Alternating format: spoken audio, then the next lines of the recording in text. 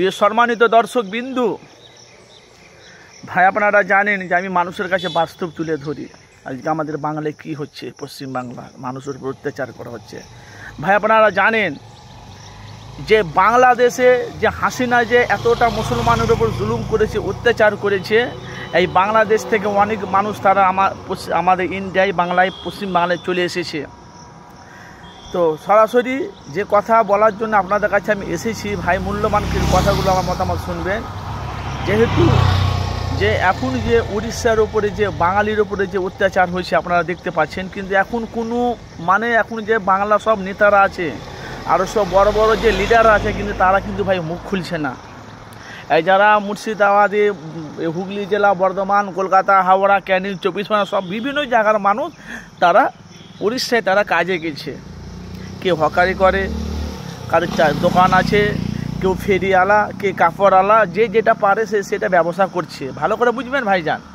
তো এখন মুসলমানের ওপরে যারা ওরা বলছে আধার কার্ড দেখাও,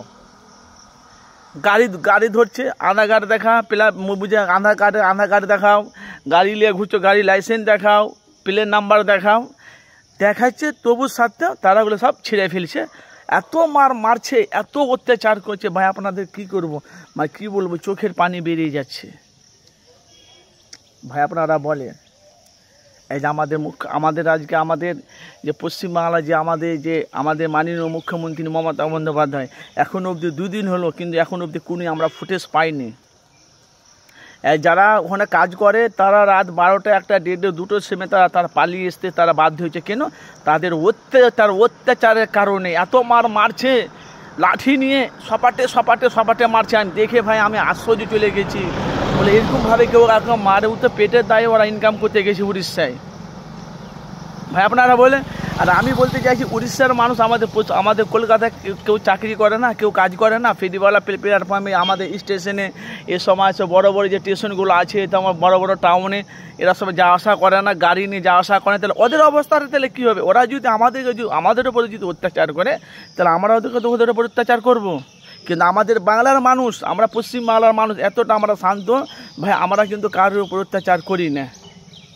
এই ভাই দেখেন, এখনও অবধি কেউ ফুটেজ পায়নি, মুখ খুলেছে একজনে ফুটেজ মুখ খুলেছে, সেটা হলো পীরজাদা নওশাদ সিদ্দিকী ভাইজান। আমি গতকালকে আমি দেখলাম, তারপর সে নওশাদ সিদ্দিকী ভাই বলছে এই মারামারিটা যদি না বন্ধ করে, তা আমাকে অবশ্যই আমাকে আইনত ব্যবস্থা নিয়ে আমাকে ওখানে ধর্নায় বসতে হবে, যেহেতু আমাদের বাংলার মানুষের উপর অত্যাচার করছে বেছে। ভাই ভিডিওটি পারলে একটু শেয়ার করে দেবেন প্লিজ। এই ভিডিওটা যেন প্রত্যেকটা মানুষের কাছে যেন পৌঁছায়, এটা আপনাদের কাছে ভাই অনুরোধ রইল আমার, প্রত্যেকটা মানুষের কাছে যেন ভিডিওটি পৌঁছায়। নওশাদ সিদ্দিকী যেটা